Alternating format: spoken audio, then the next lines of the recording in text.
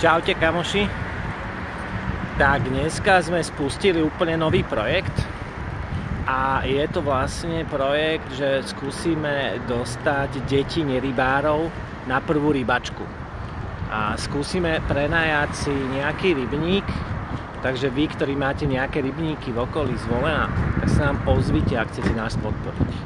A skúsime robiť kampaň pre rodičov s deťmi, nerybárov, aby prišli a vyskúšali tú prvú rybačku a tá rybačka prvá im môže zmeniť život.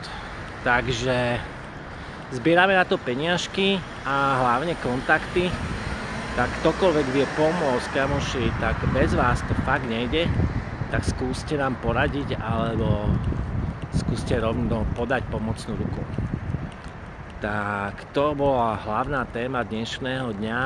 Zajtra ideme na mesto to skúsiť vybaviť.